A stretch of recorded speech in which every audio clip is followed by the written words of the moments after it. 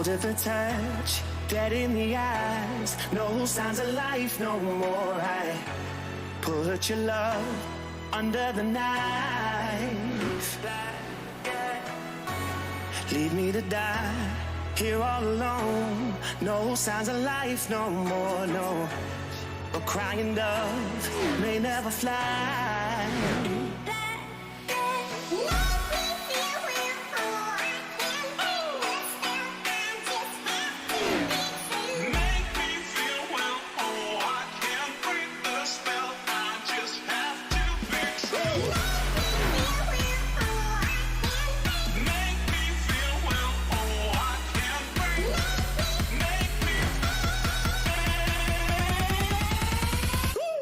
Black and white.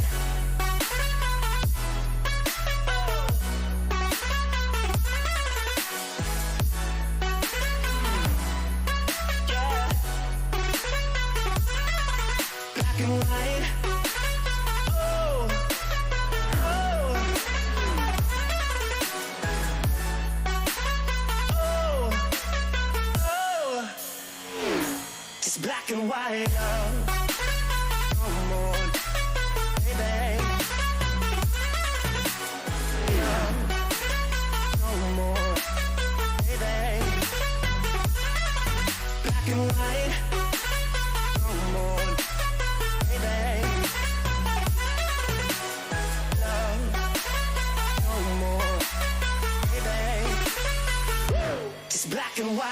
Just let me go, it's only right. For all I know, it's only matter. It's calico, it's black and white. White, white, white. Just let me go, it's only right. For all I know, it's only matter. It's calico, it's black and white. White, white, white.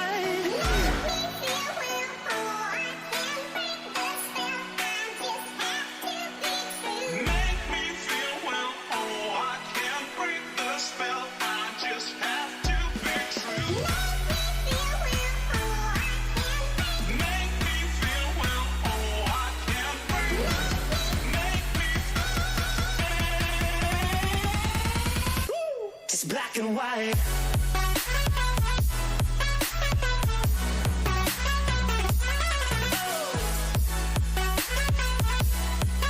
Yeah. Black and white. Oh, oh, oh, oh.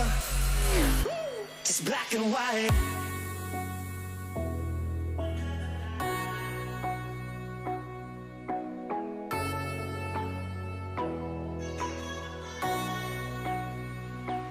Black and white.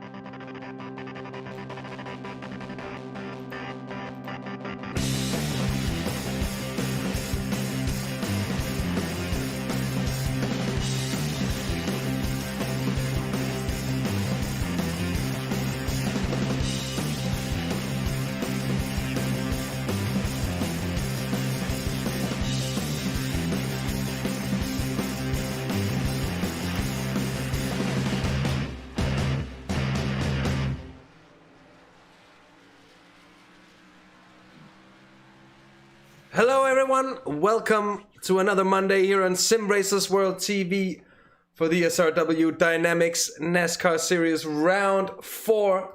And we are at Daytona, the Temple of Speed, they call it. They say it's one of the fastest places in the world, and we've actually just had a 24-hour race take place at this very place in real life. And a hectic race it was, indeed. Heartbreak for that 0-1 DPI of Chip Ganassi and Kevin Magnussen. As a Dane, you find yourself rooting, and when that lead battle goes at 7 minutes away. Anyway, that is my great relief of pain, just to tell you all how heartbroken I was about that. I am here, however, to cheer myself up in the company of Jack Oliphant with some very, very good racing here tonight.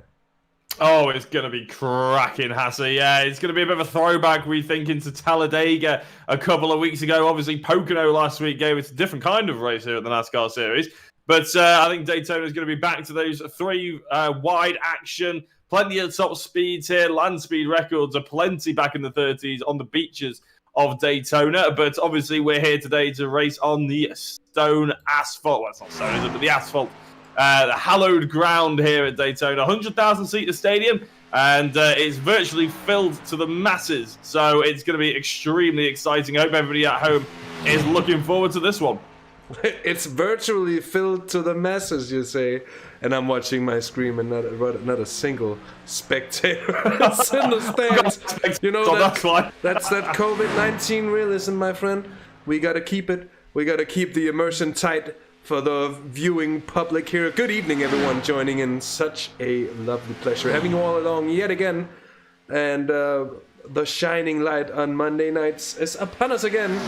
Ryan Walker here, 9th at the moment in qualifying. 1:45 left, and most of the cars having put in no more than 2 laps, so still a few laps to come in from pretty much everyone. Tim Perry, yet again at the very head of the field in qualifying. He's been very quick throughout. He's had his troubles translating it to race pace. And I wonder what that was all about, save for probably a loose qualifying setup. I'm just going to touch upon the championship standings because they are exciting indeed. So we have Johan Osorio leading Frederick van Ekhoven and Tim Perry. And the gap between the two leading drivers is just 2 points. So yet again, this series, it never disappoints. It never fails to deliver on some on-track action, but also in the championship fight for points there.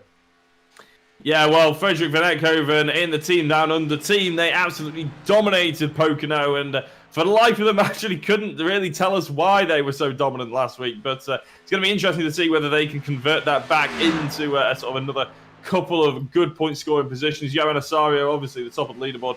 So let's have a look at where he is on the timing tower. At the moment, as we said, Tim Perry is the top, and I cannot wait. Obviously, you can see it floating around at the top of your screen, but I can't wait to bring up the grid and show you how close these are in terms of just hundredths of a second between them.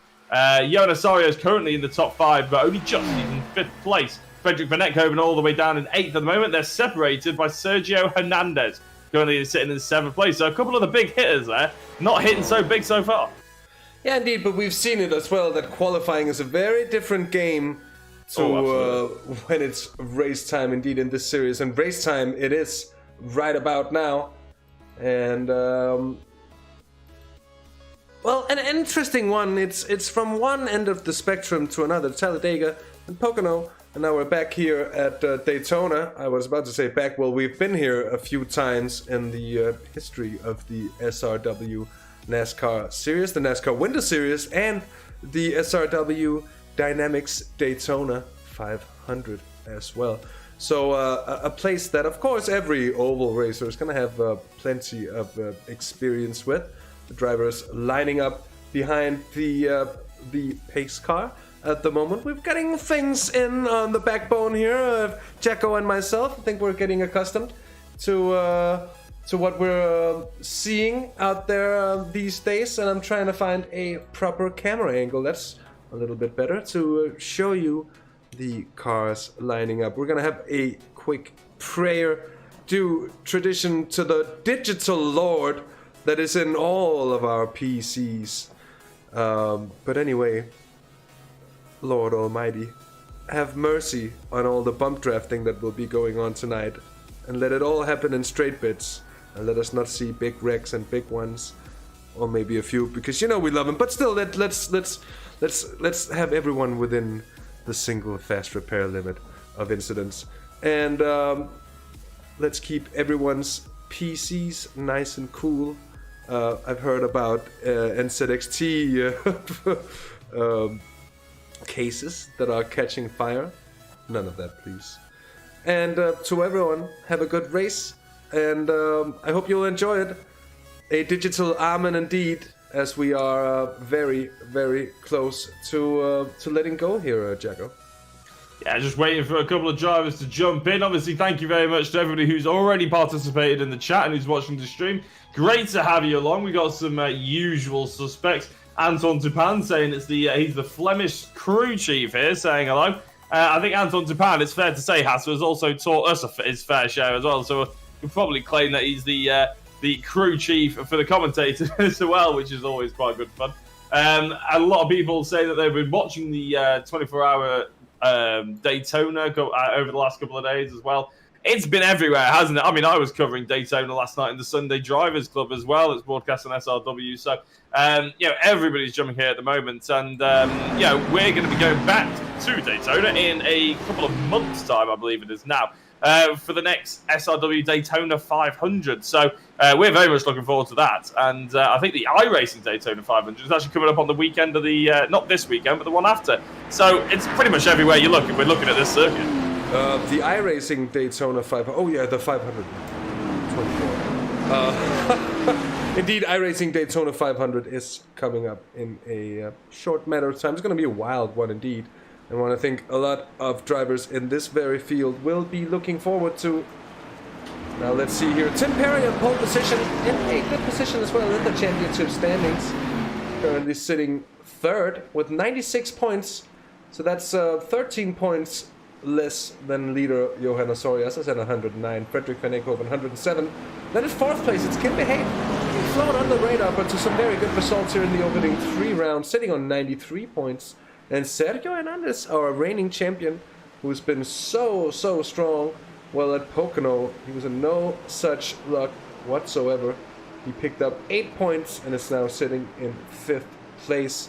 So it's all getting close. Anyway, pace car's off, and we're about to go green here. It's ready to boogity, and we're ready to roll from Daytona as the Simracersworld DYNAMIXX NASCAR Series Round 4 get underway, and it's Tim Perry up the inside. He's got the Flemish 86 on the outside, all along 2 wide double file, as you would expect it here. And one of these Super Speedways, Jago, where action, well, it might not come that thick and fast, but this is like a long chess game at 300 kilometers an hour, and all trying to position yourself perfectly for that final couple of laps here. Oh, the camera angles, this one in particular with the V8s thundering past 30 odd cars, just absolutely horsepower bound, going through the corners. It just brings it together, doesn't it? It's what a lot of, we can understand why the Americans love this sport so much after covering it for a fair few weeks. And you're right, it's basically a chess game over the course of the next 90 minutes. 80 laps we've got today, but obviously 90 minutes is the cap. Hopefully we'll get through the 80 laps, because it's never nice if we have to do a timed finish. But at the moment, Kim Behate leads from Gregory Vransk, actually. So Tim Pace slotted down into what could be arguing as the second row. If you're sort of looking at this, if you put this in slow-mo, it would just look like a formation lap with everybody lining up 2 by 2. If you paused it, it looked like we're sat on the grid. But absolutely not. 300 kilometers an hour is where we're at. And looks a bit Ryan Walker's in the thick of it for the top 10 as well. And he's had his fair share of bad luck. Hopefully that turns around today. Yeah, and look at this here. Kenzie Newhoff down in 16th place from the get-go here. And that's going to be an uphill fight. Overtaking is far from easy here. You can say at Pocono last week, the drivers were in a situation where the cream could rise to the crop as someone is 3 wide here behind it. I think that's Luca de Belder. And the go fast turn left car, that's the 77 Ford Scylla of Philip Russell. It's getting the better of Steve Kleiss as well. So nice early action here in the midfield. And a strong 33 car field on lining up for today's race. And that is always very nice to see. And super clean running. Of course, fingers crossed here, opening 3 laps. Oh, and as I say that, I'm afraid Steve Kleiss. You gotta wonder, Jacko, what was the reason for entering the pits here at the end of lap 4? Lap 4 would incidentally be the amount of laps they'd be able to do on qualifying fuel. So you reckon Steve did forget to put his race setup in here? It is a possibility, because I'm looking through the incidents and I cannot see anything that may suggest that he should be coming into the pits. He's also changing tyres, so yeah, I'm not sure. I'm not sure on that one. Steve Kleiss was a very strong driver in the Poconos race last time out. Tim Perry giving a little buck draft to Kim Behate there as well, and it's nice to see that we're sort of blending into this one.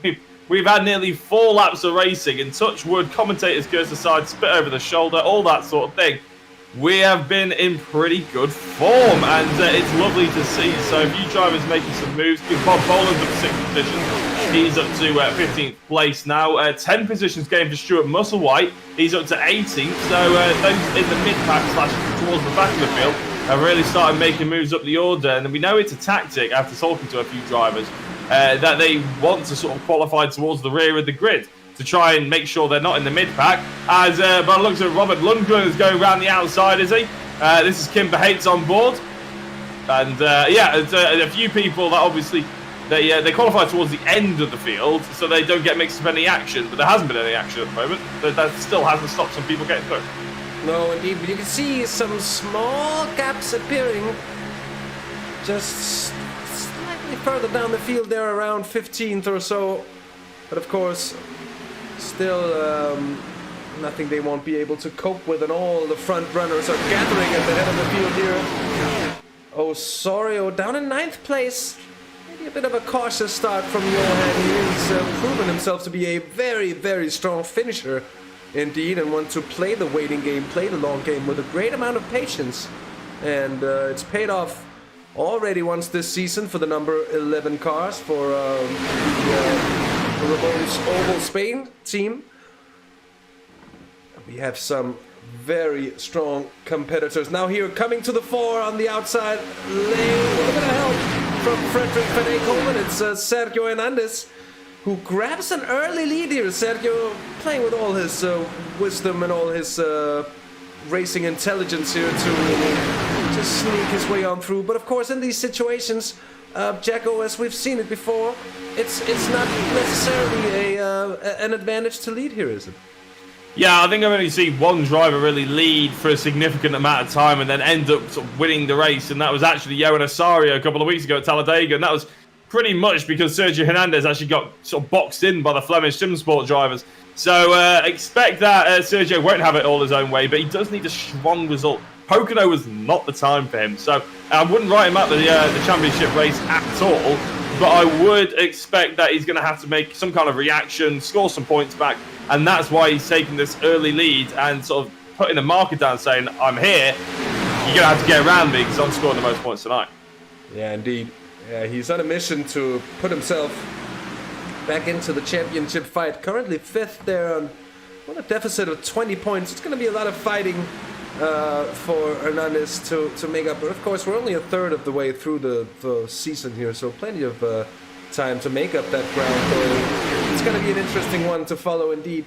Frederick Van Eyckhoven playing a cool waiting game. One of those guys that you'd be a little bit cautious about having on your tail for too long. Not because he's going to be any danger to your actual road safety, you could say that.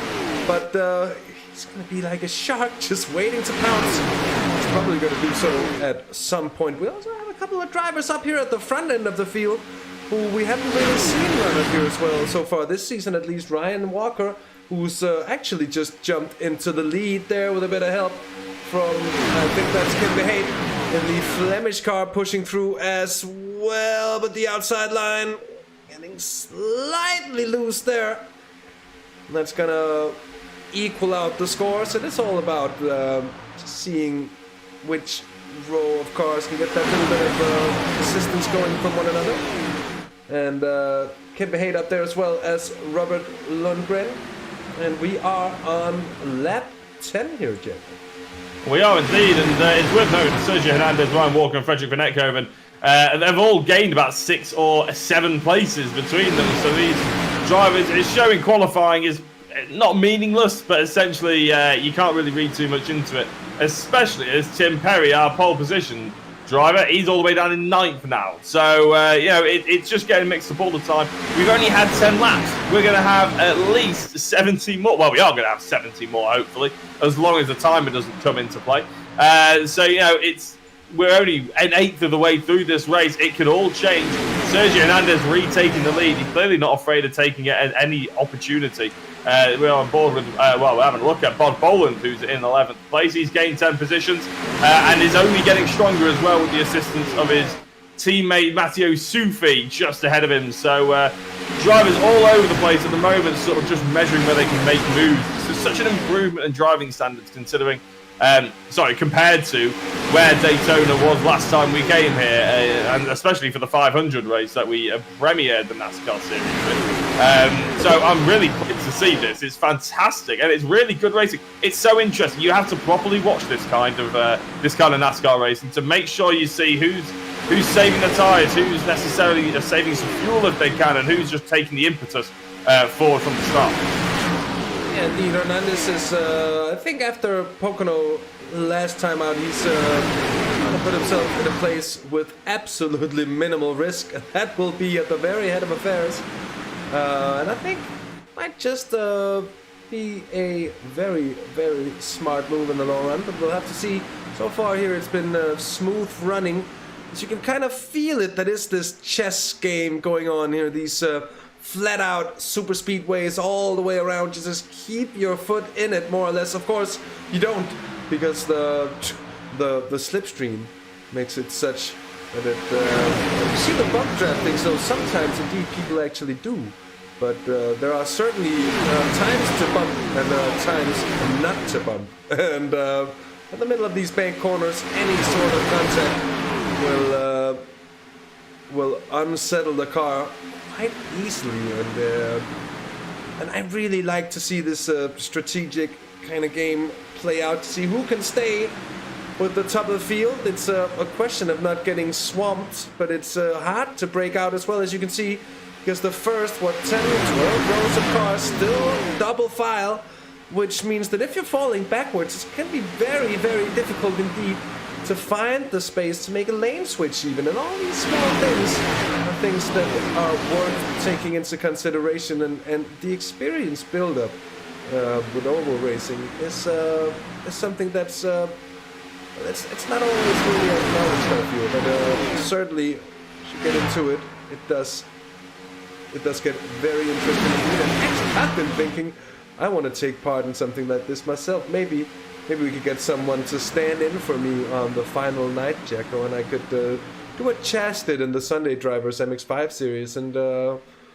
hop in a car and race next time we visit Daytona. Well, I think, Ed May's always around, isn't he? I'm not sure. He's supposed to be a uni student. I'm not sure what he does, but I'm kidding. But he's always around. I'm sure he'd be happy to jump in with you. I can't seem to get rid of Ed. He's at every broadcast to do, apart from one with you.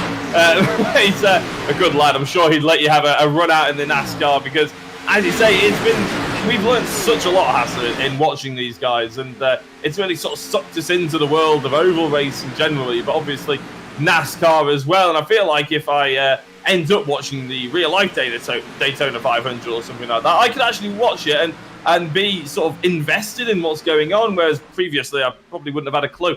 So if nothing else, then I'm very grateful for that, because it's cracking as Steve Clays gets towards the outside wall, trying to get out of everybody's way. As obviously he pitted in earlier on after what we believe would be his qualifying setup on, and that's why he ended up pitting after 4 laps. Adam Wright we're having a look at here with Kenzie Neuhoff uncharacteristically further down the order, with Paul Gosling as well. In fact, Paul Gosling sort of jumping in and out of the existence here at Daytona. But we're back on board, or back looking at, sorry, Sergio Hernandez. And it's pretty much as you said, Hasse, actually. The top 12 sort of drivers are all sort of in a nice line. Then there's a sort of single file effect, isn't there, as everybody's trying to catch up. Yeah, indeed, and that's what's going on in behind there. You really don't want to be caught out on that tail when gaps start to appear, and all of a sudden it becomes more than that, just 1.5 seconds or so. Then you could just find yourself dropped off the back of the bunch here, and the thing is that often as well you can find the bunch actually traveling that little bit quicker than a car would be able to on its own, with the slight bump drafting going on here and there. Just gonna ease out the advantage. You can see there Frederick Van Enkoven in second place, just dipping out his nose once in a while to cool down the engine, make sure that it gets plenty of cool air to keep the temperatures down. And this is of course one of the things that make it seem a little sketchy. And the uninitiated might sit there and think, oh well, why are they swerving? Why not just keep their line and such? Well, they will eventually blow their engines if they don't swerve for a bit. So they'll be checking the temperature gauges, and they'll be making sure to cool them off nice and do it often as well. And it's very much a part of these very fast super speedways. Yeah, I've been keeping an eye on the miles per hour as we were sort of having a look at Sergio Hernandez, and the difference between them, kilometers an hour down at the bottom right hand side. But if you do work in miles per hour, at least my graphic does anyway. I haven't seen him drop below 193 miles an hour, and he's been going up to 201. So there's a difference of 8 miles an hour constantly through this entire race, unless we get a pace car period. So yeah, you're running at that top rev range constantly, and that engine is just going to fry if you don't cool it down. So you really do need to monitor the temperatures as well in these NASCARs. And I'm always curious as to whether the drivers actually run with their sound slightly down on their headphones, because running for 90 minutes with just the deafening roar of a V8 at the top of its pitch must really drive you insane in a lot of ways. I'd be surprised if they have it on the top pitch all the time. Yeah, I think there will be some magic with the engine sliders and the sound settings, but the thing is that you still need to be able to hear the tires as well. You still need all the detail you can get, all the info and all the feedback as well from the audio side of things, to help you maintain control of the car, especially these. Mind you, this series, of course, to anyone new watching for the first time, this series is it's a fixed setup series, so basically all the cars are on identical setups. There's no advantage really to be found anywhere here.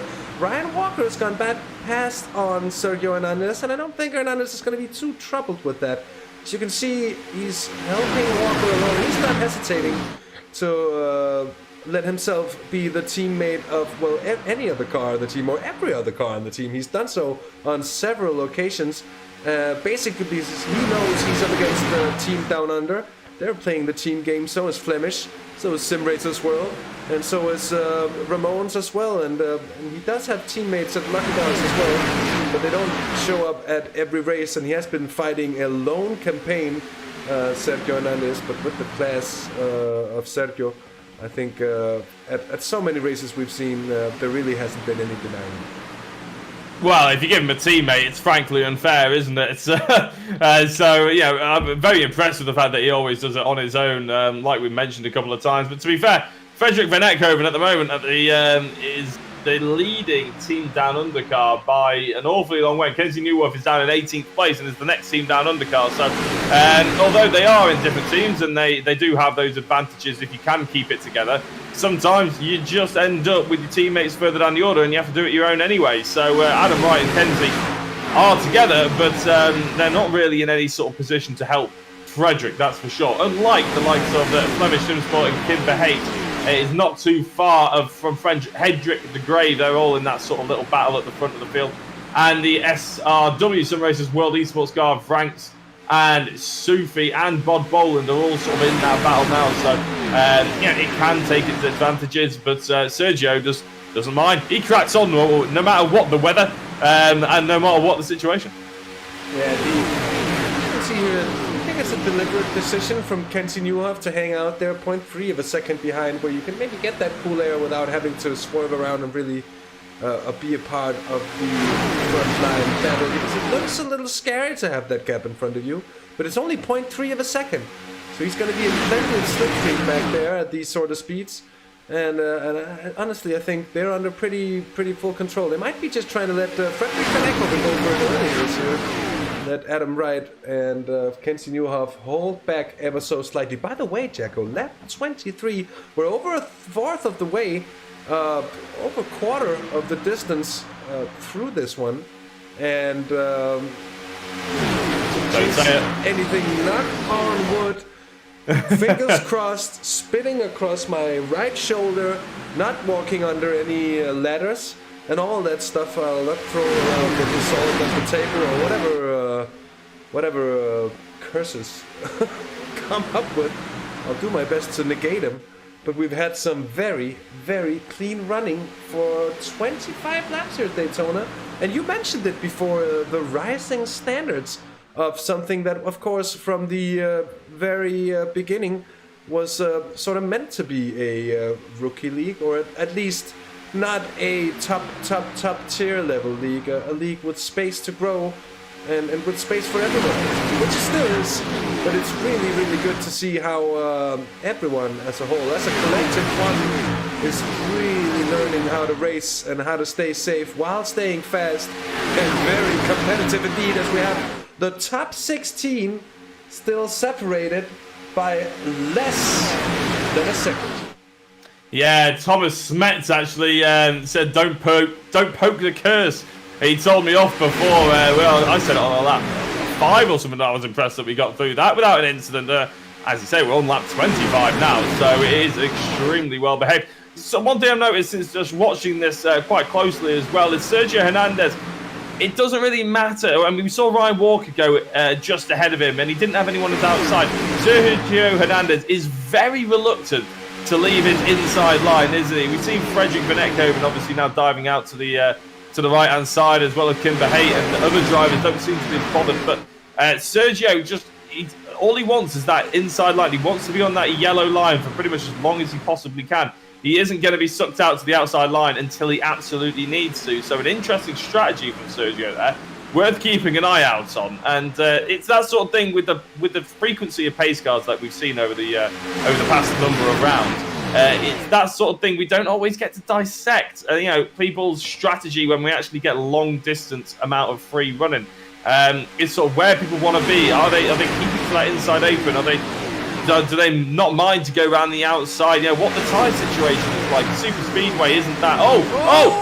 We have our first incident. That's been it's been a huge one. Oh, my word!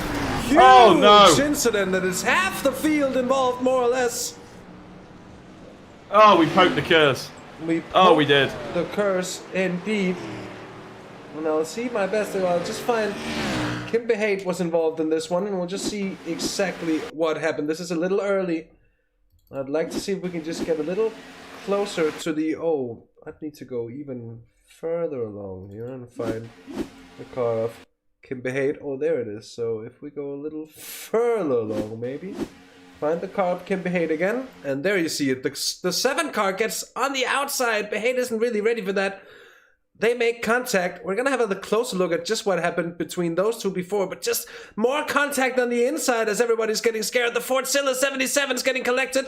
Oh, and drivers, just passengers at this time. Remember, they're traveling at well over 180 miles an hour. Oh, and Anthony Brown with the info in chat. Yet again, it's not the first time that in the history of Simracersworld TV, Kim blew his engine. Kim Bahade blew his engine. We saw a puff of smoke actually before there as well.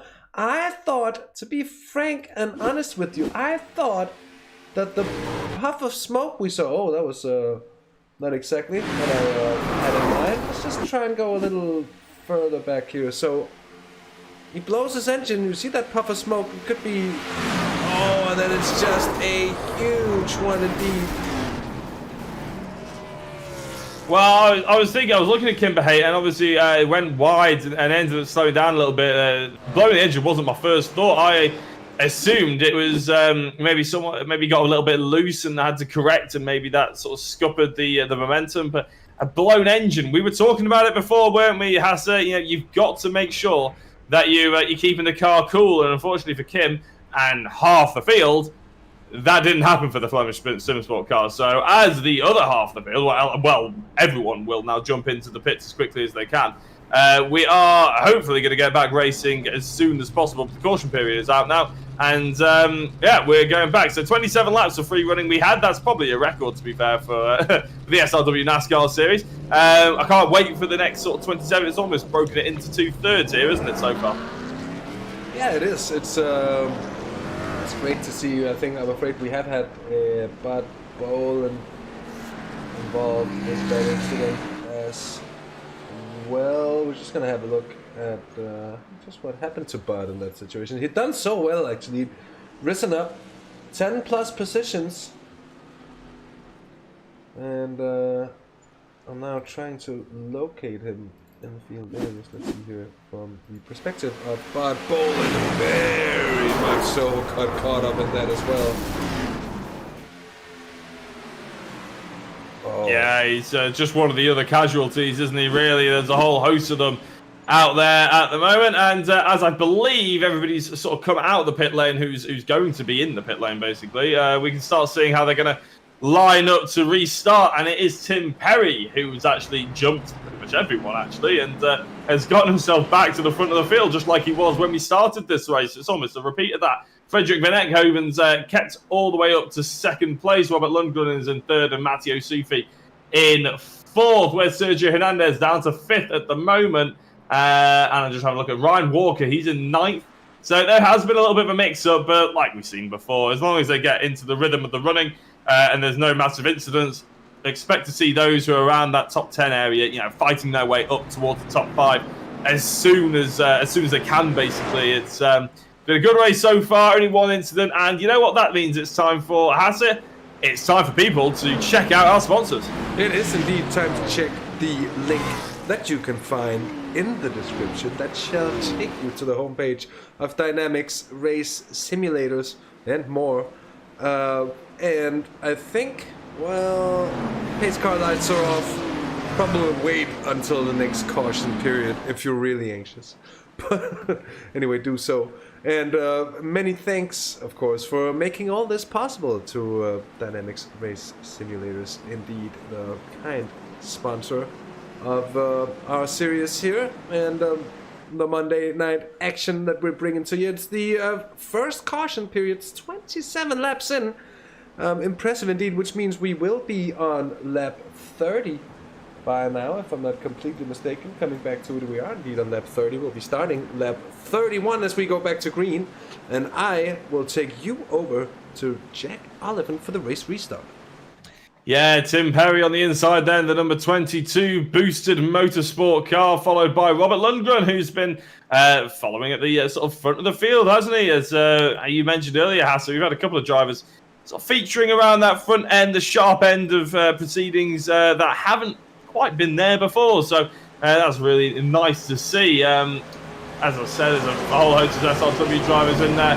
Just looking at 21 places gained, the most amount of any driver is leaving up the beak, but as the pace car comes in, Tim Perry has gone very early he set the pace off straight away. He waited very late in the first start, but on the restart, he's gone immediately, followed by Robert Lundgren and Frederick Van Ekhoven, who haven't let him get away without a fight, put it that way. Sergio Hernandez, a little bit of open air, but that's soon going to be swallowed up within the second corner, probably. And they'll be going 2 by 2 again, I'd say, in about a lap or two. And already you can see a few drivers go to the outside, one of which is Sergio Hernandez. I mentioned before that he doesn't seem to want to lead the white lines or the yellow lines of the apron.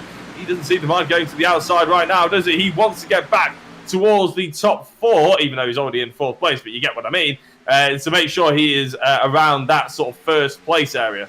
He wants to get back towards the top 3, Checo. That's what it is. He wants to get on the podium today. Obviously so, Sergio Hernandez.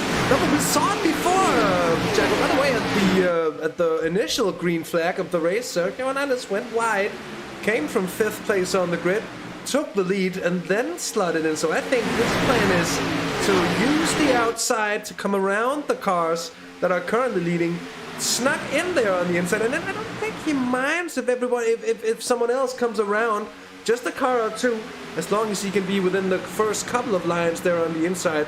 I think he is in a comfortable position, at least in this point of the race. Tim Perry doing well to get everyone pipped at the pit stop, and interestingly so, I think he's taken a little less fuel than everybody else here. And with such an amount of running, you know, it wouldn't be past people to think, okay, we might be able to keep this running all the way to the line here. And if they do you think a couple of drivers will be caught out by having fueled for, let's just say they might be assuming that we're going to have another caution period? Well, if we go all the way to the end without another caution period, I will be astonished. I was going to say something, I'll eat my own hat or something like that, but I fear that there is a possibility we will end up doing it, and then I don't want to eat my hat. So, yeah, it's a possibility. I'd say it's very unlikely, though. I'm guessing he was banking on the fact that, you know, pace cars breed pace cars, is the old saying, slightly altered. As we see the Belder coming out there, and in a new look car by the looks of it as well, and he'll be having to jump out of the way as the whole host of the field comes barreling through. Sergio Hernandez now up to the lead of the race, so that outside sweeping move that you noted, he's repeated, and with good effect as well. He's up within the top two, and he's in the prime position to maybe get his nose ahead and sweep back to the inside as soon as possible. Yeah, indeed, the Belder goes all the way to the wall there. Tries to get out the way. It's going to be it's always a little bit of a tight situation when you have to left traffic in these races when the entire field is too wide like this. So far they're managing. Doesn't take a lot to make it a tricky situation indeed. Here you see four cars in a very, very closely confined amount of space there between Sergio Hernandez and the 87 Flemish car. And that is of course the car of Hendrik de Grave, who is indeed in 7th at the moment. It doesn't look like the car in 7th place when you look at the rows like that, but of course, indeed it is. Just aren't really used to seeing cars raced like this, but it nonetheless, the closest form of motorsports that you would probably find anywhere around. Well, this is it, and this is certainly what makes it interesting as well, even when the cars don't have to be lifted off the throttle at any point of the track. Only to, as I said earlier, it's all about not hitting the car in front too hard, and if you got a bump draft, time it well. A little Robert Lundgren there, that was getting very close. Some of these slight swerves and moves here, it does make sense in the end to do so, and I guess it doesn't take a lot of wonking around the steering wheel to make the car really react to it at these kind of speeds. As you can see here, Hernandez now on the outside as this boosted cars have found one another there. That's Tim Perry and Robert Lundgren. And that might be one to watch now. Teammates at the front of the field. And we've seen this before at the Super Speedways, Jacko. This could be an interesting situation indeed here. But Matty Sufi is lending a hand here to Sergio Hernandez. He wants to make sure that they can jump down ahead there, both of them as well. And you know what, it looked like to me that the boosted motorsports cars, both of them actually, slightly held off there and thought, you know what, we're going to save the fuel, and we're not going to run at the head of the fuel. Yeah, they most certainly are hunkered up behind the SRW car now as Ryan Walker's making Another move. Sergio Hernandez gave his wheel a right good wonk, which is now officially my favourite term for steering a car ever. Thank you very much for that, Hasse. Had to take a double take to make sure it's what you said, but it's Sergio Hernandez in the lead of the race with Sufi in second place, Perry in third still, but as I said, Ryan Walker on the outside trying to make some moves, and Carey, who's that? It's another one of the Flemish Supersport guys. It wasn't going to be Kim Verheyt considering his engine blew earlier on. It's Hendrik de Graeve. So Flemish still getting represented around that top area and doing well. Yeah, indeed. As you can see, there is a really tightly contested, hard-fought battle for, well, all top 10 spots, top 20 spots as well, if you will. And the car getting left there on the outside, I'm afraid. As you can see, Johan Osorio's picked up a little bit of damage to the rear end of his car. Not sure it's really going to affect him too much. There's a bit of smoke, and there's an incident in behind, I'm afraid. Who is involved with that? Is it Steven? Kenzie Newhoff, John Tusting involved as well. As you can see, it's all happening in front of... Oh, my word, that's a huge shunt. That is one... That one would definitely hurt. Absolutely. John Tusting involved as well. I'll do my best to see if we can just get a little ahead of proceedings here to see just what happens. It's up ahead here. I think it's Ari Sejas, who's... we saw the number 5. I think Thies van den Berg was involved as well. I could well be wrong, but we'll try and slow it down for you over the next couple of replays and see exactly what happened. I think the number 5 are currently just going... Sorry, we're having a look at Ari Sejas here, aren't we? As just looking towards the back of the field on this replay, see if it can sort of slow it down. There's the 2 DYNAMIXX cars. There's the number 5 of Van den Berg. As one of the cars on the outside, who's that? It's the Ramones car, I believe. Number 60. And the number 5 comes back across as netcode, and then they morph into each other. So there we go, the 17, the Ramones car of Ari Sejas, and the number 5 of Thies van den Berg getting a netcoded, and that's just pure dumb luck, isn't it, really? They didn't look like they touched. But iRacing decided they had, and ended on quite a lot of people's hopes and dreams there. Yeah, very much so. Let's see here on board with Adam Wright. How does he see it? You can see the netcode there as well. There is nowhere near contact between the 2 cars. Oh, and that is the worst of netcodes. And you know what? To be fair on the field, this is the second caution period we're going to be having here today. Oh my god, engine roar coming through loudly indeed there. Second caution period for tonight. First caution period was caused by a blown engine. And here now the second caution period caused by a big netcode's worth of contact, which means there wasn't really contact at all. And the netcode made sure that we had a big incident anyway. So to be fair, we're halfway through the race with 2 caution periods, but both of them kind of, you could say, had outside interference to have themselves happening here. The caution periods. What a great name for a band if you're kind of a racing fan playing rock and roll music with an oval theme, perhaps. You can always phone me up and pay me for that idea later. An oval-themed rock and roll band. I think you're onto $1 million idea, to be honest, Hasse. It sounds like it'd be a big hit. Yeah, the caution periods. The caution periods, exactly, yeah. They'll be releasing Christmas number 1s, and yeah, there'll be the music that's played out over every single oval circuit as well before the race as they're warming up. Indeed.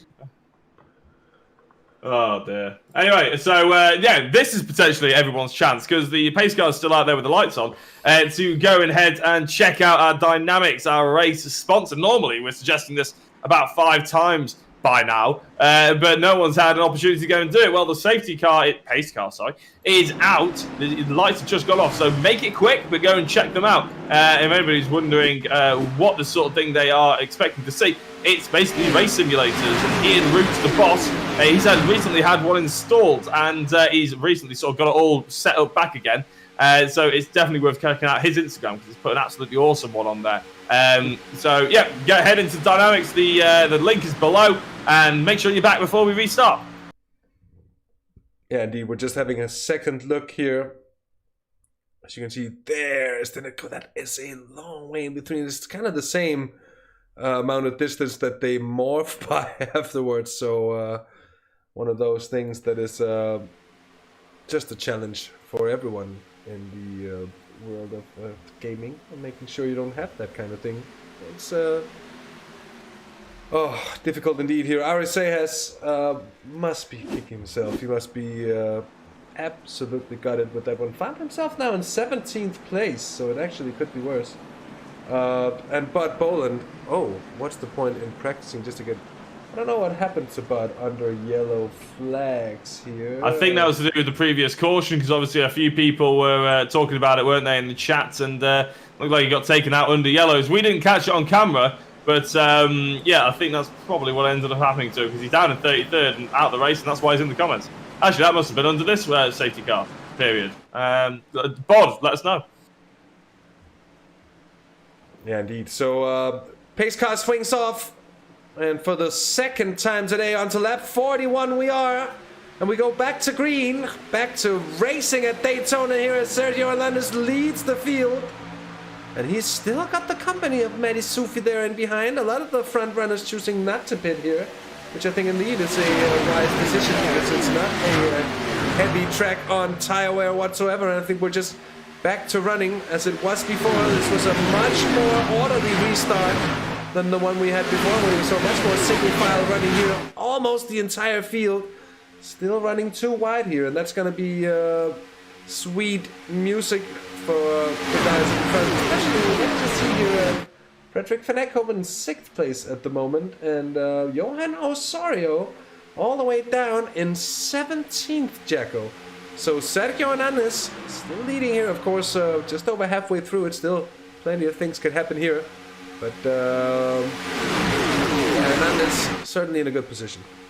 He is indeed, yeah. The top 9 were the drivers that ended up not pitting in. Everybody else did, including Tim Perry, who, as we know, led the start, putting on pole position in qualifying, led the restart after taking a lower amount of fuel. Well, he ended up having to pit in, and you can just see the pink boosted motorsport car towards the back of this little field now. He's all the way down in 15th position, so he's probably now got a fair bit of fuel on, but he's probably anticipating that a few other people may end up pitting in, and fortunately it hasn't quite worked out for Tim. But as we said before, a lot of drivers are making their way through the order, even from these sort of outside the top 10 to try and fight for the top 5. So Tim could well be there by the end of the race.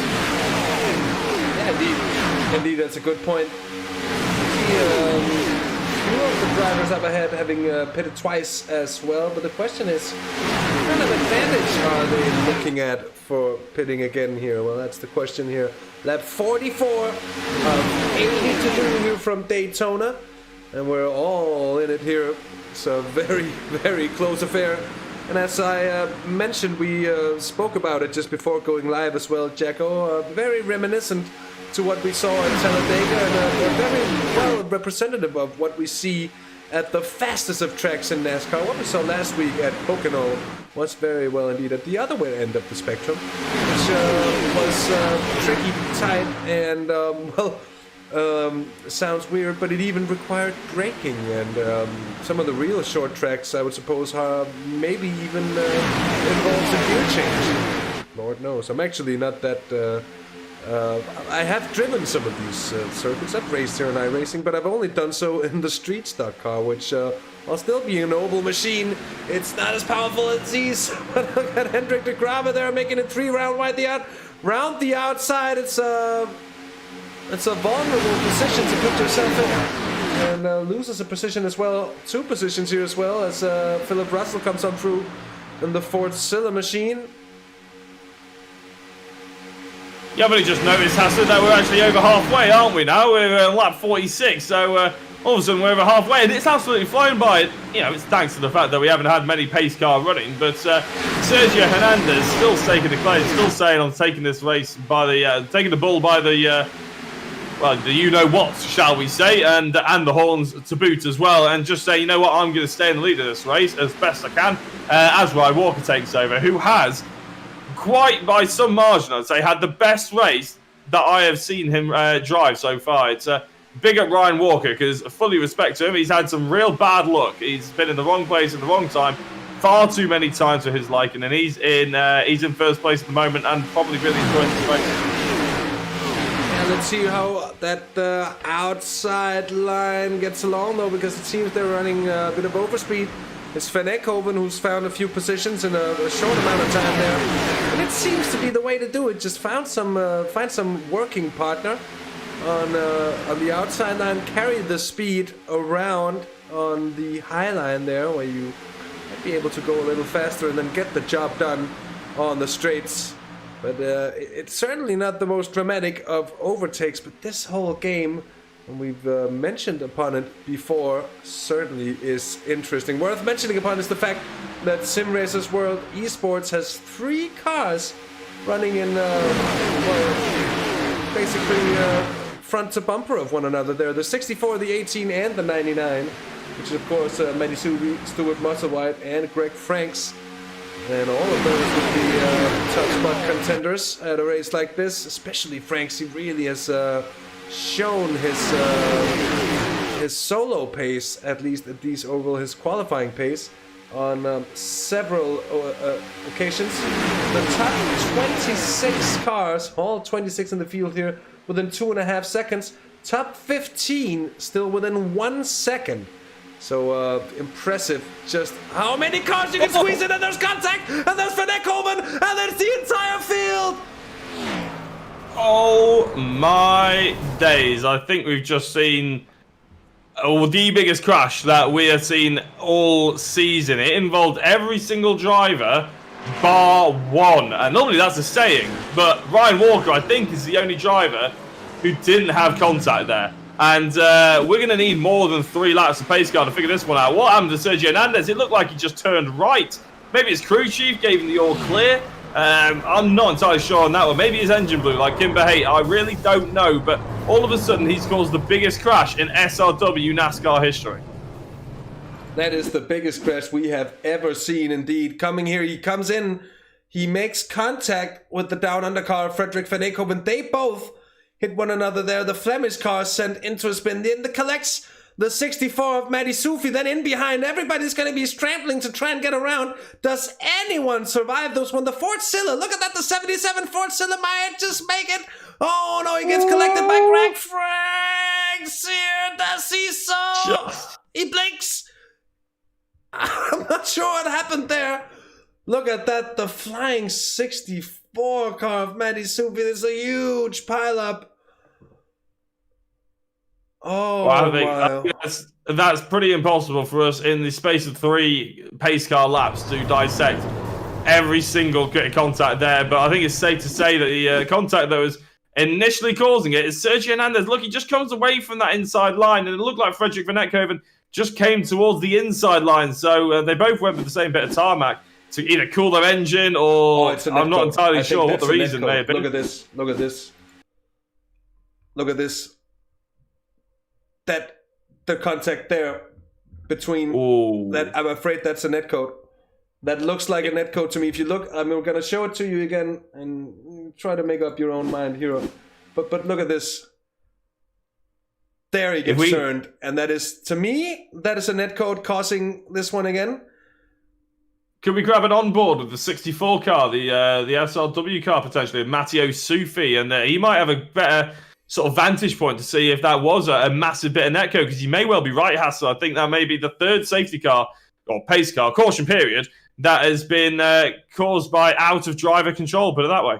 Yeah, indeed. I'm just trying to see here, just finding Sufi. There he is. Oh, that wasn't what I wanted to do. We're gonna have to go a little further back here, go directly to that, then find Matty Sufi again, and onto the roll bar. Let's see here. That looks like a netcode to me. I think you may have a point, to be fair. I think there's it's not as obvious as the Audi Say has one just before, but I do think you may end up having a point. And all of a sudden, I reckon Ryan Walker just has driven off and just all of a sudden looked in his mirrors at the end of that and just thought, where on earth has everybody gone? Have I just been disconnected completely? And as he realises everybody's had a massive incident. And Matteo Sufi, he's had the scariest time at the mall, isn't he? That's why they installed these metal gates, I suppose, metal fences. Oh, that was a good sort of angle on leaving up the Beats car. I think you may have a point there, Hasse. I think netcode may have played a part. It's always incredibly hard to say, and that's the thing also with these kind of incidents. Sometimes what it wasn't much, but it just didn't look like they touched before the sim registered a contact between them and them.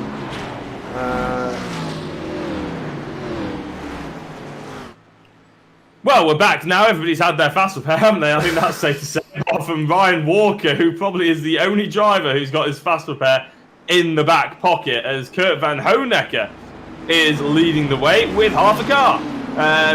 Adam Wright in second for the team down under. And I suppose with a fast repair, it doesn't really matter if you almost totaled your car or just had a little nick on the front end. You know, it'll still repair at the same pace. So, yeah, let's have a look. Where is everybody else who we're keeping an eye on? There's one, Sergio Hernandez in 6th/5th place. I think more like 5th place. Ryan Walker, 7th/8th. So even though Ryan was the only one that got through, I think he's ended up in the pit lane. Maybe to just get some fuel and tyres and come back out. Any other drivers that we were keeping an eye who are up there? Obviously, Frederick Van Etkoven. He all the way down in 13th place. So it's certainly mixed things up. Adam Wright's gone from about 18th place up to 2nd. Yeah, indeed. We got Stephen the Wolf in chat, and there was no chance of avoiding that twice for him tonight, which means the end of his race, I'm afraid. But confirming as well the fact that it was a netcode between the leaders. Now Kurt Van Honecker bringing it back to green flag here on lap 52 at Daytona, and almost getting jiggly with it there. At the very start of things, there's some damaged cars running here. I'm afraid that it really makes it all very, very fiddly to get through as there's big speed differences all of a sudden. Cars are acting weird, and there's 3 wide, turn 1 almost 4 wide. It is 4 wide, and they're gonna make it now. Adam Wright's on the inside, and he does. Oh my word, that could have gone so wrong indeed. Then look at Sergio Hernandez. He's a part of all of this on the outside, and that could have been. Oh, that could have been caution breeding caution. We started out so well. Oh my word. What a scare that second that situation there before. A hard up the throat moment there. Tim Perry now leading Ryan Walker. By the way, Greg Franks having made it up into 3rd place with John Barnes. RSA has Philip Russell there. The Ford Silla machine that didn't get caught up, I think, before that incident.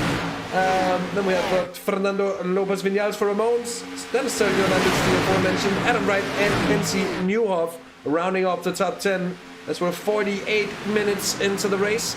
We've got under 30 laps of racing left here at Daytona. Let's see just how these final 20-some minutes, if we get it all under green flag, that's going to be 20-some minutes of racing, just how they pan out here, Checo.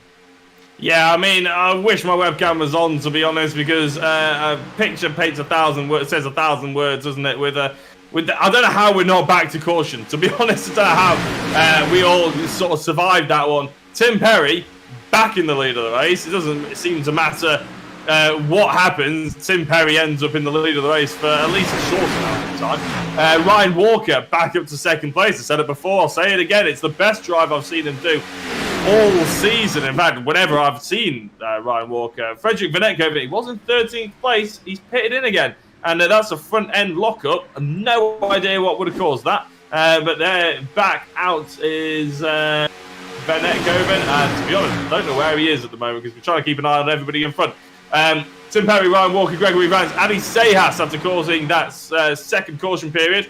Netcode, of course, he didn't really cause it, he was just part of it. And he's all the way up to the top 5. And actually, he's looking up the inside of Ryan Walker, a little bit too far back to be trying anything like that just yet.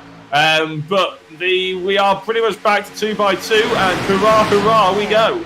Yeah, indeed, and it's now coming in towards the final 25 laps that we have to go here at Daytona. I'm still amazed by the fact that it's taken a blown engine and 2 netcodes to have any incidents really today. And be that the one of the incidents, but we had the one incident in the history of the sport. Surely, see if we can get it clipped or something, because, oh my word, huge shunt indeed, and rarely have I seen anything like it. I think a lot of the cars will be so happy about that fast car, and well, that's why we have it, isn't it, really? So we can get back racing at such close quarters. NASCAR is notorious in real life as well for absolutely massive crashes, and it's why a lot of people end up watching it. It's sort of in a strange way, you could argue. But it's the reason why we have the fast repairs is so we can get back to this, because it looks like nothing has happened apart from the order's been changed up a little bit. We're back racing, nice and close. Hopefully to the end of the race, 25 laps to go. It actually took this many laps into the race before we actually got the first caution period. So with any luck, we've had the last caution period, and the chess games can begin. Indeed, that's what we're hoping for, at least here in the booth. And worth noting that we have drop rounds as well. So the worst rounds, we'll call correctly if it's the worst 2 rounds for the drivers, that won't count towards the final point standings. Which means that that's something we have to take into consideration as well. There's a Flemish car on the outside. Oh my word! Kimber, that one. Yeah, I think he's with a new engine in. Yeah, I guess he's back running with a fresh, repaired engine. So it's 20 laps down though. 20 laps down. It's been a long race. I think we're just trying to see what could be salvaged in this position. Then 3 wide with the 4-cylinder on the high side. And I think one of the down under cars there did a very, very courteous move and just opened up the gap for Philip Russell to just slap back into the second row there, the high row, instead of being in the very high, the top row, if you will. Because it's not a good place to be in. I think it's kind of in a hurry, trying to get back on there. Sergio Hernandez now has gone back to the outside as he's trying to get back positions here.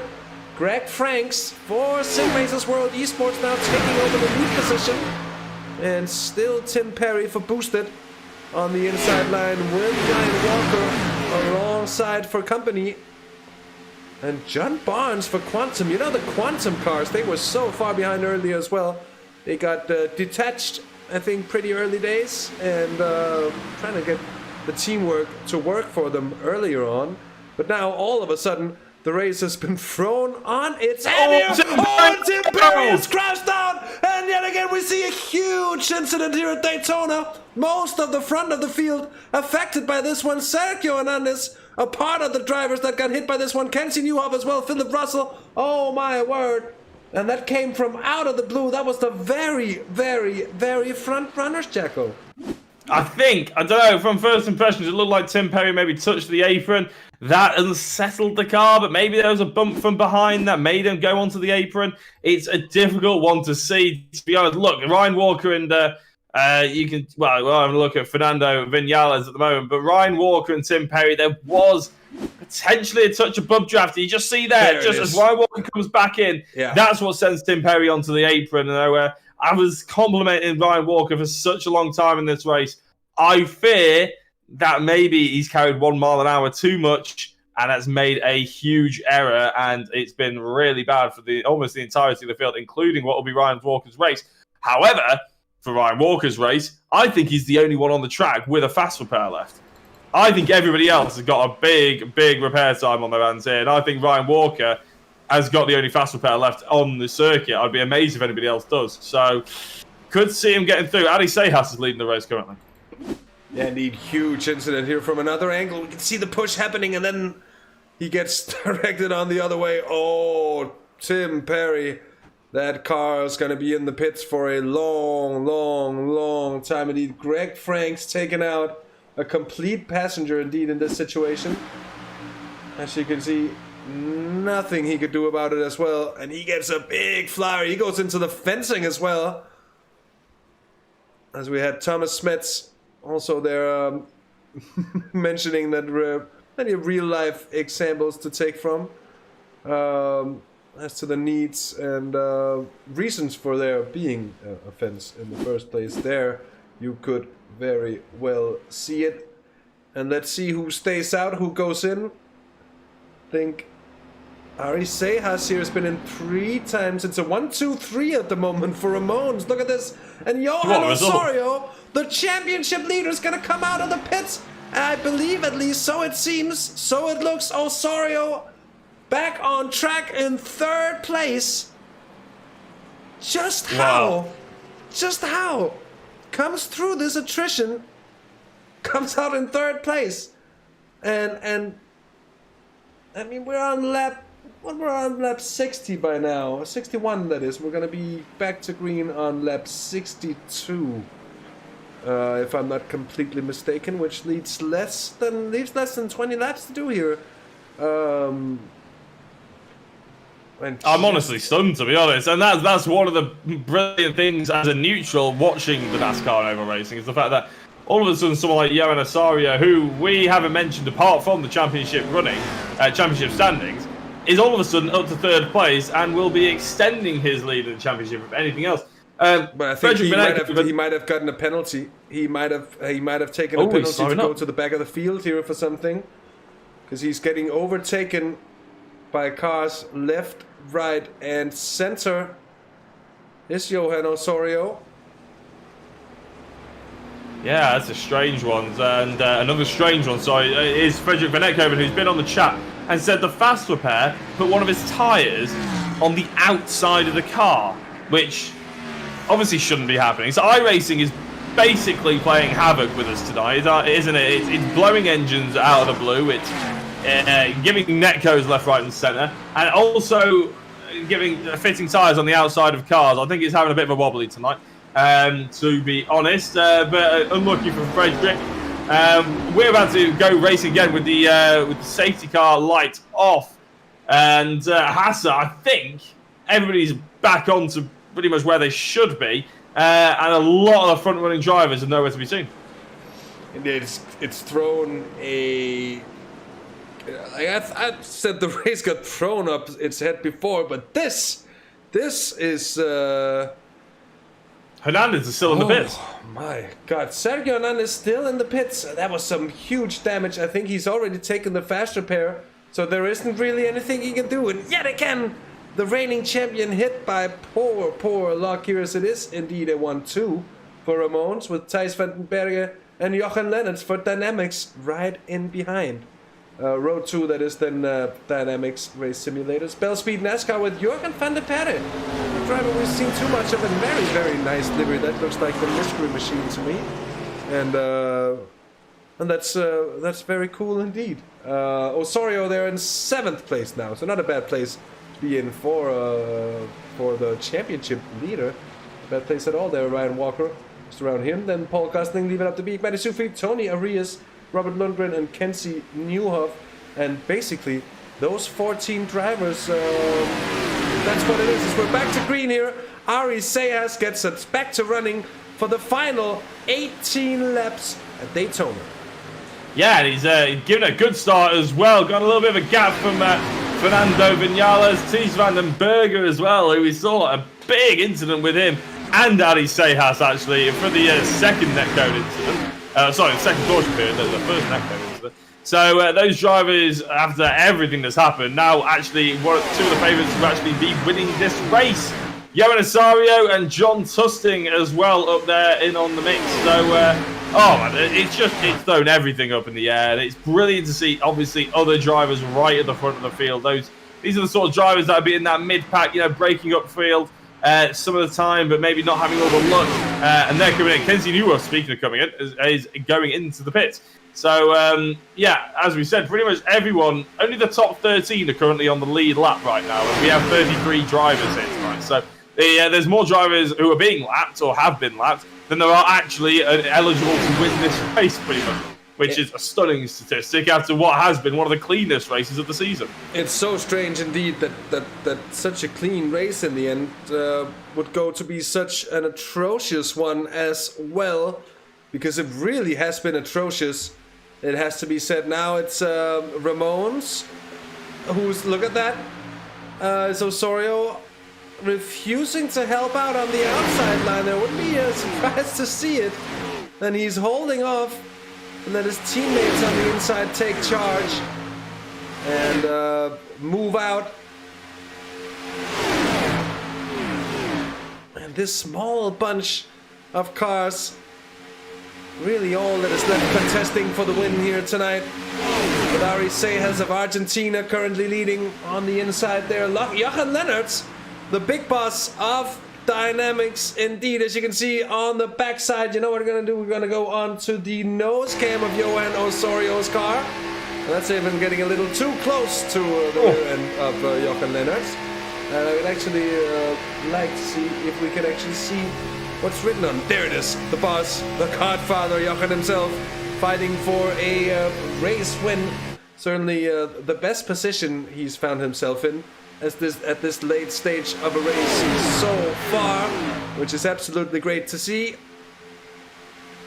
The only driver, sorry there, Hasse, the only driver that is who has been consistently at the front of the field for the entirety of the race and is still there is Ryan Walker. He's in 5th/4th/ whatever you want to call that third row. Doesn't really matter. He's in with a chance, and I said he's probably the only driver out of the front lot, or only driver really on the grid that has a fast repair. He's used it now, isn't he? Because everybody else who he was competing with is down a lap down, and he is absolutely flying.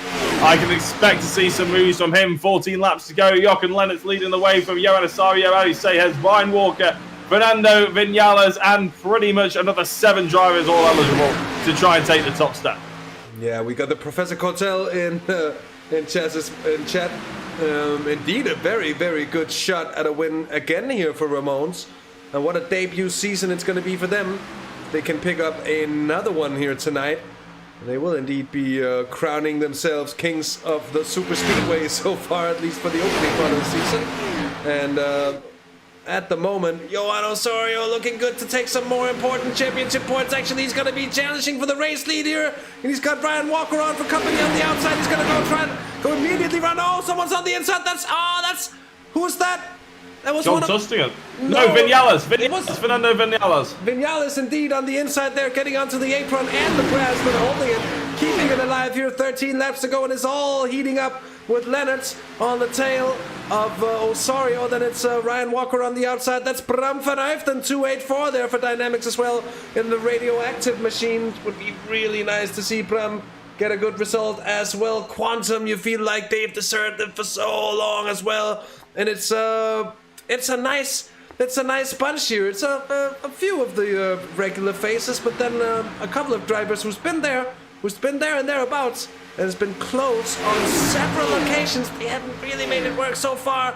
But is it going to be another one for Johan Osorio? You just have to think.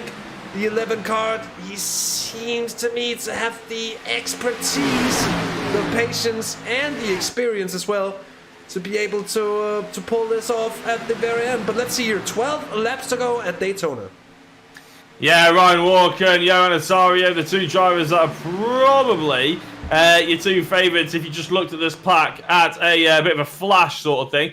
But as we know with Daytona, and as we know with NASCAR and Oval Racing, everybody has an opportunity. As there we go, Bram van Uyften dives to the inside to make it 3 single file essentially. Ryan Walker goes to the outside now, so actually, even though he's in the lead of this race, he's actually preferring the outside line compared to Johan Osorio, who's just taken that race lead back. Thank you very much. Maybe that's a tactic from Ryan. Maybe he's sort of fully aware that, in fact, that's the 284 car on my timing screen, Hasse, so I'm not sure about you. Yeah, I think he's not on the lead lap. It's true, he's not on the lead lap, I'm afraid. Or is he? Bram van Uyften? He isn't. He's in 13th place. The only reason why he's not a lap down is because, obviously, he's just behind. Actually, I'm not sure. Yes, he's in 13th lap, but he's just a lap behind Johan Osorio. And he's still on the same lap as everybody else. Just about. You could say maybe Bram struggling a little in the way there, but he's, of course, entitled to be on the track as well. And, you know, Sergio Hernandez won a race after coming from a position like this. He just managed to unlap himself just before a caution period. Not saying I think we're going to have one now, but just saying he did. And then came back to win the race at the very, very, very end. It was stunning, wasn't it? I think it was the series finale for season 1. And, you know, if we get more dramas like that through the rest of this season, oh my days there, the number 999 car of John Tusting really getting loose, keeping it together just about. But I thought we were going to have a little bit of an incident there. Now, as you can see, the 284 car of Brand van Oliphant is trying to get overtaken and cause a little bit of a gap between the top 3 and the rest of the field. But we've got more traffic on their way, and they need to jump out of the way quickly, because the last thing we want is a caution period here. It looks like Ryan Walker's in the lead of the race. Who is that needs to jump out of the way? I think it's the Team Ford Zilla car. Yes, it is. So Philip Russell does go to the outside now as everybody tries to bleed through, but this is the problem. At pretty much every single corner, every single lap now, we're going to have traffic just because the traffic is that spread out. Yeah, and look at this now. Ryan D. Walker and Johan Osorio's breaking away from the rest of the bunch, and they got Brumford after in the middle there, and they might just be making it there. They're coming on to the final 8 laps here. Osorio's moving on towards the inside, but Ryan Walker's going to shut that off now. And this is the final part of it. This is where the end game really comes into play. All that jostling around and surviving big incidents and such. Well, they all are going to make a count now on the final 8 laps of this race. This is where the points are counted for. 3 wide, they go in behind there. I think that's Lucas de Belder who's getting lapped on the outside, but no worries in that situation. I think he's looking a little more dramatic than it actually was. And you can see cars swerving around here. And it's really a jostle, and they're absolutely going for it. Brian D. Walker is going to have his hands full if he's going to win this race. Yeah, he's not going to be easy. In fact, going on to the lead, the last lap in the lead can sometimes be the worst position to be in, can't it? Because the drivers behind may well just be sort of biding their time, waiting for that slingshot moment to fly around the outside and take that victory. If it stays like this, Hasse, it's pretty much guaranteed to be a photo finish, isn't it? And, well, to be honest, I was about to say I can't wait to see what comes of it, but I've enjoyed this race so much. A bit disappointed, there's only 7 laps left. Yeah, it's a bit of a bummer, a bit longer, but it's also nice to see a race that's a little different to what we've seen before, and the standard certainly improving. We've been very, very unlucky even to have the incidents that we've had today, and I think it's incidents that it's hard to say that the drivers were really in full. That hero Osorio goes up the inside. He's going to have the help of the Quantum car behind, and I think they're going to leave Ryan Walker for that here. The question is Ryan going to be able to slot in between? Hesitating there, but he does so in the very last moment, almost cutting off John Tusting in that situation. That could have gone very, very wrong indeed. Just a little hesitation there from Ryan Walker. You have to wonder whether he should have been a little more decisive. Now he's trying to go to the outside of Johan Osorio in the 11 Ramones car, the 999 Quantum car, then settling in behind the Spaniard on the low inside line. Van Hoefden there as well. Still Larry Sayas goes to the outside here, so no team play here really. They're not going all in to help one another, the Ramones cars, and could say that might just be the plan for Larry Sayas to get in front of Osorio here, and we can help him out just a little bit. 5 laps to go. Might be running out of time here. What do you reckon, Jacko? It's gonna be tight. I mean, you can make moves quite quickly in the slipstream, but the likes of Ryan Walker, who's not in the slipstream anymore, it's going to be relying on side drafting. A couple of people in the chat as well wondering what happened to Matteo Sufi. To be honest, I'm not 100% sure. All I know is that he's been disqualified. So I'm not entirely sure on why. He has put in the iRacing chat that he was disqualified, but I don't know the exact reason for it. So maybe we'll be able to get a breather on that at one point. But with 4 laps to go, we're going to obviously focus as much as we can on this action. And maybe, do you think Ryan Walker sat there thinking, Bram van Uytven, what are you doing in my space? I want to get into there, and you're a back marker. You know, do you reckon he's getting slightly annoyed? With leaving up the beak now, actually threatening Ryan after all this time. Yeah, indeed. And just gotta wonder, 4 laps to go. 4 laps to go.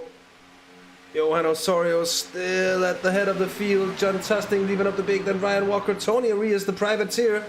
And then Ari Sejas moving up the outside. Just behind Ryan Walker, who now finds himself moving backwards in this bunch. Is a very, very poor time to do so here. 3 laps to go, and it's all looking to go into the hands of Johan Osorio.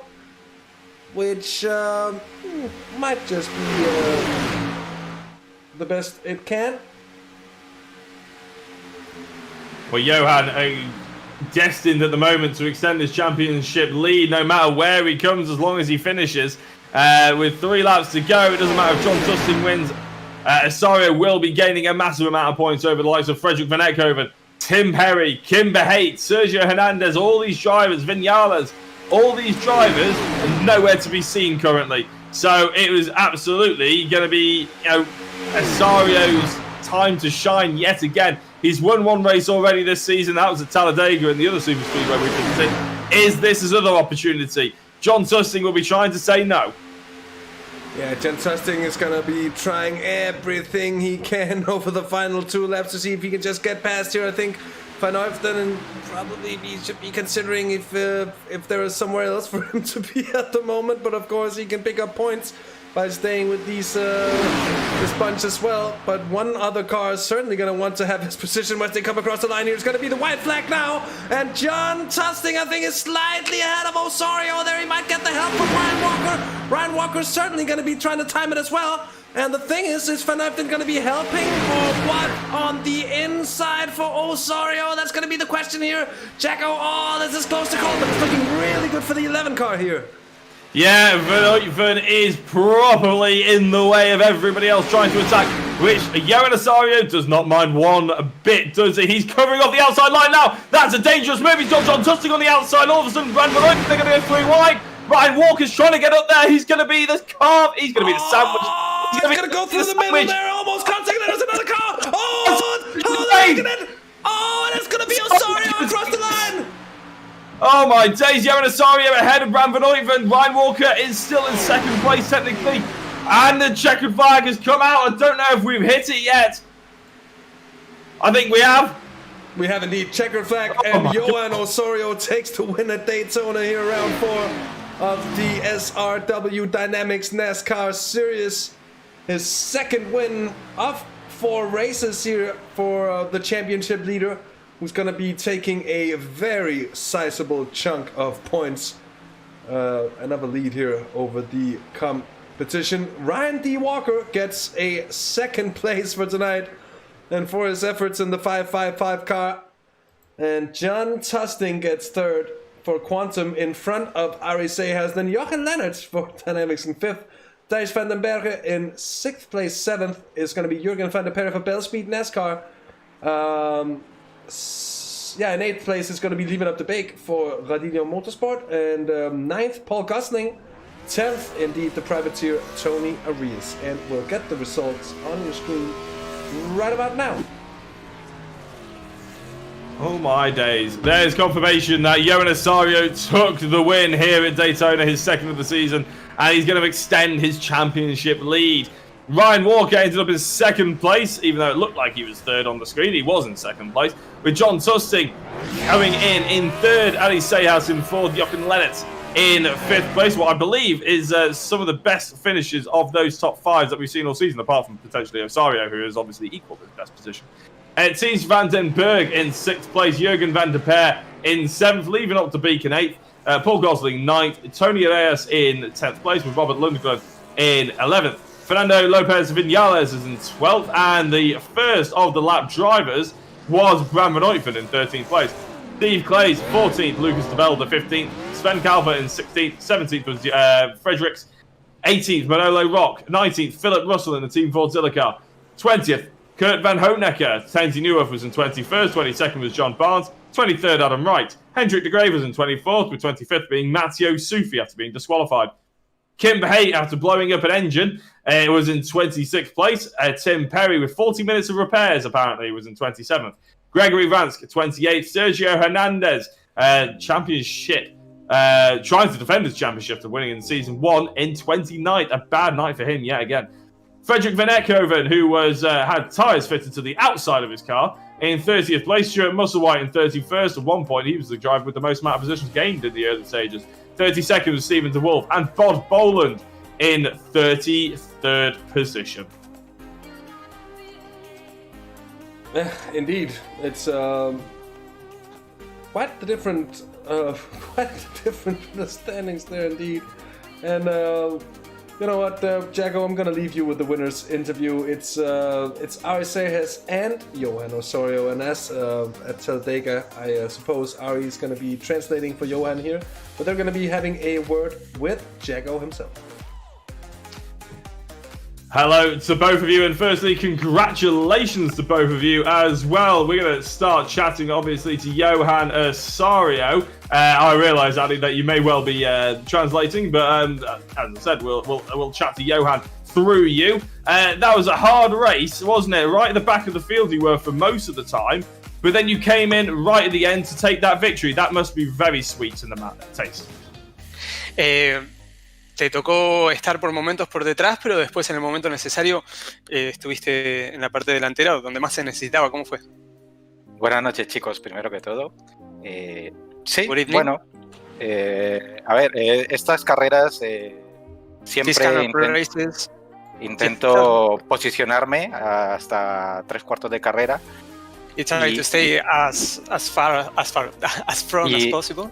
Y al final, pues tirar con todo lo que puedo. And at the end, push as hard as you can. Yeah, well, I mean, you sort of took advantage of some opportunities there. That's your second race victory of this season. You're in the championship lead. Now you've extended the championship lead. What are your hopes going forward? Are you taking it one step at a time, or are you thinking about the championship? Segunda victoria consecutiva, ya estabas puntero en el campeonato y esto te hace aún ir un poquito más hacia la punta. ¿Cuál es la mentalidad? ¿Es una carrera a la vez o ya definitivamente pensando en el campeonato? Bueno, el campeonato aún es largo. The championship is long. Y bueno, desde luego la victoria ayuda a estar ahí arriba con solvencia. Of course, this win helps a lot. Pero bueno, vamos a intentar ganar otra que no sea un Super Speedway. He will try to get another victory other than a Super Speedway. Y bueno, esperemos estar ahí en los primeros lugares siempre. And hope to be, as always, as front as possible. Yeah, well, it's a brilliant talking to you, Johan. And, I'll come to you, Ari, because obviously you've had one of your best positions this week as well, haven't you? You must have been very pleased to come into this sort of like that last final 15-20 laps and be in that lead pack. You must have been smelling blood. You must have been really excited. Yes, it was a really exciting finish. I had a strike of bad luck the first races, so this was a great opportunity. It's not about speed, it's about tactics, it's about stay up front and a bit of luck, of course. And I had this luck, and well, it's a great result for the team, 1 and 4, so we are delighted. Yeah, and you had a bit of bad luck earlier on in this race, actually, didn't you, Ari? Because I mean, from our perspective, it looked like netcode, but that second caution period was an incident between you and I think it was Thies van den Berg. Can you sort of talk us through what happened there? I don't know. It was so tight. I didn't see anything. I was trying to conserve the fast repair for the last stage of the race, but I have to spend in that opportunity. And the follow yellow flags. I was very lucky. I don't get involved in any crashes, and the car was perfect. Absolutely fantastic. And if you don't mind translating it with you, would you or Johan as well would like to give anybody a shout out, a big thank you before we let you go? Agradecimiento, Giovanni, por la victoria. Bueno, una vez más a mi equipo, a Ramones Oval Spain. One more time, the team, of course. A los pilotos, por supuesto, y a la organización. The drivers, the organization of the league, and I will add you, of course, because the broadcasting is amazing. Not now because I have things to do, but tomorrow, Tuesday morning, is always watching you, and it's a very exciting broadcast. You're making us blush, Ari and Johan. Thank you very much for coming in. Johan, congratulations. Ari, well done on the 4th place. Thank you very much. We will see you next week. See you next time. So that was Ari Sejas and race winner Johan Osorio having a word with Jacko. Indeed, I'm going to be having a word with 2nd place finisher Ryan P. Walker in the 5.5 time machine. Ryan, a hectic race to say the least. Pulling home 2nd place must feel very satisfying at the end of one of these. You were up there for a long time. Did you see it coming all the way through, or did it come surprise in the end? Yes, hello Hasse. Yes, quite a surprise to be up there that long at the front of the race. But yes, it was a game of patience, which I'm gradually learning in this oval racing. So yes, but quite a surprise that I got 2nd place. Indeed, and we saw a number of incidents that were attributed to netcode, and then the first big caution period that we had was a blown engine as well. So some outside, let's say outside influences playing into to throw a little bit of a ruin into what would have been a very clean but very close race as well. Coming into the rest of the season, Ryan, where do you see your hopes lie? Basically just to try to repeat tonight's performance. Just as I said, remember to be patient, and yeah, don't take any risks that aren't necessary. It obviously works, so yeah, just try to be patient and keep the same performance again. And coming into the final laps and final couple of laps, you seem to be in a very, very good position, and then just get ever so slightly swamped lap after lap, falling down into about 5th position, and then making a very, very good sprint to the line. How was that a plan you had, or did it just sort of happen? Yes, well, I seen Bram was trying to push, so yes, he was trying to push 2 or 3 people. Just trying to get a good position. I wasn't trying to fall back, but obviously it does happen if you get swamped, as you say. So yes, it was just actually lucky that I got back to where I did. So yeah, it was just trying to position the car and get the optimal move at the end of coming into the last lap. So yeah, it worked out. Indeed, nice to see it work out, Ryan, and nice to see you on the podium. Before we let you off the hook here from the booth, is there anyone you'd like to give a thanks or a shout out to? Yes, well, SRW for organising this series, Bram and Ian, and just everybody that races in it. It's a great series. Yourselves for commenting and doing the broadcast. It's very entertaining, and obviously I'll watch tonight's back in full. So yes, and also Nomad Sim Racing. Without them, I wouldn't be racing at all probably. So yeah. That's nice. Thanks for joining us for a bit of a chat, Ryan. A pleasure to have you in, and I hope to see you again for another one of these post-race interviews after an end race season. Yep. Thank you. Thanks, guys. Cheers. Cheers. So that was Ryan Walker's 2nd place finisher for tonight, and I think that rounds off our round of interviews for tonight. What a race indeed, Jacko. Amazing all the way through. Chaotic, dramatic, and unpredictable, just how we like it. That just sums up NASCAR in a nutshell, doesn't it? Really, it's been thrilling. I mean, the driving standards, especially for most of the for all the race, to be fair, I thought were top class. I think iRacing was the only thing that let us down tonight, wasn't it? With the a few netcodes and a few other incidents like that causing pace cars. But in terms of drama, it's always there, isn't it? But it's lovely to hear from a few drivers that didn't necessarily always get the chance, you know, without those sort of errors and stuff like that. So yeah, really well done to all the drivers today. With any luck, next week will be just as exciting, and we'll be there again. And Hasse, I'll let you round out the stream. Yeah, well, indeed, just as a last thing here, of course, if you like what you have seen here on Simracersworld TV tonight with the SRW DYNAMIXX NASCAR Series, well, leave us a like. If you want to see more, subscribe to the channel, and we'll be back with more NASCAR racing in a week's time, same place it is, of course.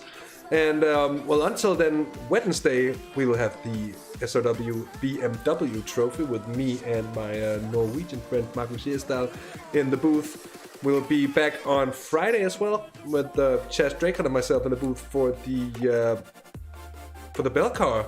Oh, yeah, the virtual Bell Car Winter Series. And we'll be back as well for the Sunday GT Masters opening round on Sunday. And actually, I think we have TCR as well tomorrow, if I'm not completely mistaken. A lot of stuff. Actually, I think it's like 20 broadcasts in 21 days or something like that on SRW these next couple of weeks. We're going to be packed with action almost every day, so all the more reason to subscribe in the end. Ethan, oh, my heart is broken, Ethan, you're late. Next week, mate, next week. Anyways, it was a pleasure to have you all along. Thanks for tuning in with myself and Jacko. And until next week, take care, have fun, and bye-bye.